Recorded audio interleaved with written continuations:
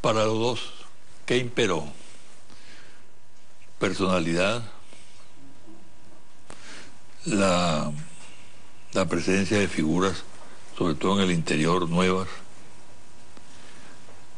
el planteamiento ideológico y político, o la maquinaria. Sí, desde el punto de vista en particular de estas elecciones, evidentemente funcionó el restablecimiento, la recuperación de la ilusión y la esperanza a partir de las medidas económicas que tomó el presidente Maduro. ¿Okay? Un mes, 2 meses antes de las elecciones. Eso entusiasmó, movilizó, le dio cohesión a un movimiento social, a los seguidores del chavismo. Eso es clave. Por otro lado, la construcción ya de una imagen propia, de una personalidad propia, con atributos propios y singulares en la figura de Nicolás Maduro. Él pasó de ser el hijo de Chávez, o no solo el hijo de Chávez, a convertirse en presidente de la República. ¿Okay? Muchos señalan el carácter absoluto, total del liderazgo del presidente Chávez. Pareciera que todos los éxitos del chavismo y todo el movimiento que significa, todo el movimiento social y político que significó el chavismo estaba concentrado en una figura. De hecho, con la muerte del presidente Chávez, la oposición se envalentona y considera ya que el chavismo también falleció. Que está muerto. Sí. Sin entender que el chavismo es una identidad social, una comunidad emocional. Esa construcción cultural y política, esa construcción cultural, social y política es fundamental, más allá de la gestión. Hay una identificación con el discurso y un respaldo al modelo social que impuso, que estableció el presidente Chávez. Pero por otro lado, junto a ese liderazgo total, absoluto, que uno podía percibir en el presidente Chávez se encargó de construir un partido. Una maquinaria partidista, cosa que no existe del lado de la oposición. Del lado de la oposición no hay ni siquiera el intento de construir un partido, un movimiento político y no solo electoral. Entonces el presidente Chávez se dio la tarea de construir un partido, de construir una maquinaria electoral y en paralelo de construir un aparato de comunicación, un aparato de propaganda, un aparato de producción cultural que le diera soporte ideológico y político a las nuevas culturas políticas que se constituyó en el país en los últimos 14 años. Mariclín. Yo agregaría a eso que se logró en estas elecciones. Maduro logró una reconexión afectiva, una reconexión política y una reconexión ideológica con el electorado, que es muy importante. Y solventó un problema que pesaba sobre sus espaldas. Recién muerto Chávez, a Maduro se le reclamaba: sé como Chávez y no seas como Chávez. Yo creo que Maduro estaba entre dos aguas. La gente quería un Chávez resucitado, pero también la gente le exigía: despréndete, no seas más el hijo, el calco de Chávez. Yo creo que eso se resuelve con estas elecciones. Maduro encuentra su propia esencia, lo que yo llamo esencia, tú llamas su identidad, y transita la relación de manera más suave, más sana, la relación Maduro con el electorado. Y retomaría algo sobre la maquinaria de la oposición, digamos. La oposición son parcialidades coyunturales, no son partes de un todo, son parcialidades que coyunturalmente se integran bajo denominación Mesa de la Unidad, Unidad Democrática, como ellos se quieran llamar, pero la oposición, para existir, necesita un contrario para oponerse. Desaparecido la coyuntura electoral, la oposición ya no tiene casi que necesidad ni de existir. Esa Mesa de la Unidad no tiene necesidad de existir porque no tiene a alguien a qué oponerse. Este triunfo de las elecciones municipales supone un fortalecimiento, yo diría, de la maquinaria chavista.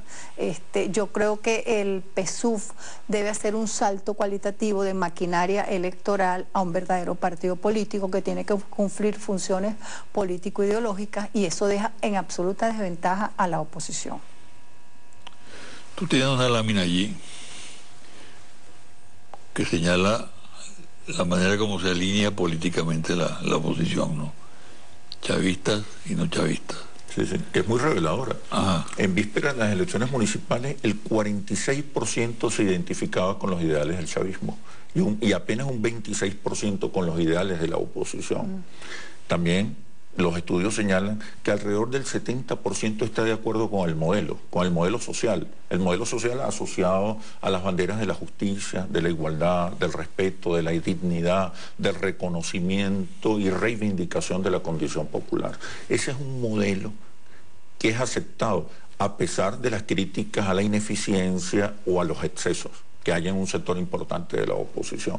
Yo creo que ese es uno de los errores de la oposición. No solo subestimar el fenómeno que representa el chavismo, el fenómeno social y cultural que representa el chavismo, sino no haber entendido que cualquier alternativa o cualquier fuerza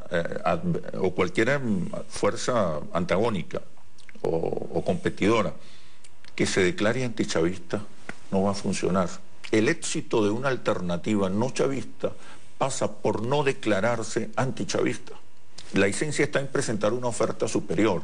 Ese discurso fatalista, negativo, que apelaba a la crisis para ganar dividendos, que se basaba más en el fracaso del adversario y no en los logros y los éxitos propios, sigue siendo una estrategia que conduce al fracaso. Como lo demostraron las elecciones municipales. Hoy el país está apostando a la paz y a la estabilidad. Uno de los impactos, de los resultados más importantes de estas elecciones es que el país se reunifica. A diferencia de lo que dijo el ex candidato presidencial Enrique Capriles, que el país quedaba dividido. Sí. En una elección hay triunfadores y hay perdedores. Nadie dice en ninguna parte del mundo que el país queda dividido. Por el contrario, el país quedó reunificado porque ya reconoce que hay un presidente de la República, aceptó las reglas del juego, tiene espacios propios para conducirse, para gestionar, para avanzar. No estamos frente a un país dividido, estamos precisamente en todo lo contrario, un país reunificado que acepta las reglas del juego y la jefatura del presidente Maduro. Eso te pudiera ubicar en lo que ocurrió en 7 meses más o menos, ¿no? Que la diferencia entre chavismo y oposición el 14 de abril fue de 1.5. Sí. Y posteriormente, en la elección del domingo pasado, pasa de 10 puntos porcentuales. 1.100.000 votos aumenta el chavismo. Yo no estoy muy claro qué factor fue determinante en ese cambio. Solo en 7 meses. En 7 meses, sí. ¿No? ¿Qué piensas tú? Bueno, yo creo que las medidas económicas son un elemento importante ¿Es suficiente eso? No, pero es que las medidas económicas vienen acompañadas de un nuevo Maduro, más seguro, más legítimo, un nuevo Maduro que está actuando con fortaleza frente al enemigo, que no solo denuncia que hay un enemigo, que no solo denuncia que hay usura, que no solo denuncia aquel que te explota, sino que tomó acciones que protegían además a toda la ciudadanía. Entonces es la nueva figura de Maduro, un Maduro mucho más agresivo, donde el discurso tiene un valor, pero no es una gestión discursiva solamente, y es un Maduro mucho más legítimo en su gestión presidencial, además de las medidas. Yo creo que es además de las medidas lo que está sucediendo. Sí, yo creo que no hay que subestimar la fuerza o el resultado electoral del 14 de abril, que finalmente resultó en una brecha muy pequeña. El chavismo venía de una etapa de inestabilidad emocional, de pérdida de la protección. Duelo. De un duelo que lo inmovilizó. Hay buena parte de la explicación de esa brecha tan pequeña viene dada porque muchos chavistas, nosotros calculamos más de 300.000 chavistas que no fueron a votar y que habían votado en las elecciones pasadas. No hay que subestimar ese resultado electoral en el sentido que, perdiendo el líder fundamental de la revolución, en plena crisis económica, con una devaluación en vísperas de esa elección, la gente votó. La mayoría del país votó por un desconocido.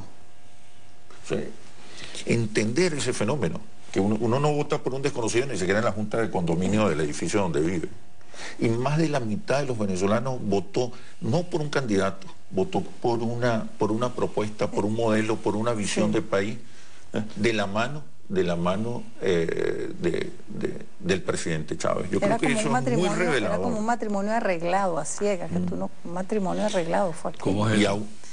Bueno, te escogieron un marido y te tienes que casar con ese marido que es Maduro, que tú no lo conoces en realidad, lo tenías como una figura, un canciller, no sé qué, porque si hay algo quizás criticable, es que el chavismo se concentró en la figura de Chávez, era muy presidencialista y era muy personalista la gestión de Chávez. O sea, yo creo que hay que ser muy crítico.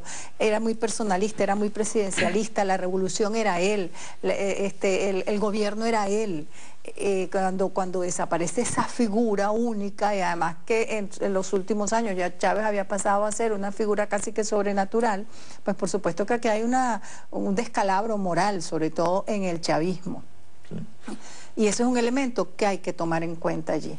Pero también hay un elemento interesante, que es que Maduro, creo que es muy consciente de eso, cuando llama al polo patriótico para que gobiernen con él, cuando inicia el gobierno de calle, Maduro comienza a trabajar en equipo, consciente, yo creo, de que esa etapa previa de ese presidencialismo, de ese personalismo de la gestión de Chávez, ya no podía ser. Y Maduro comienza a trabajar más en gobierno, más en equipo.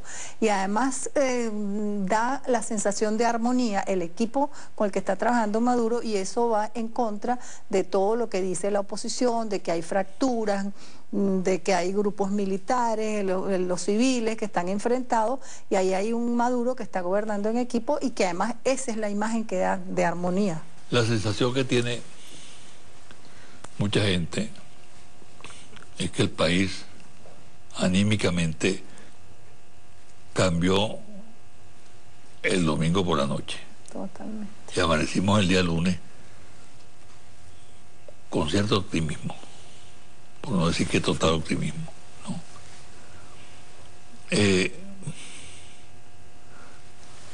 ¿Qué podemos decir sobre ese cambio?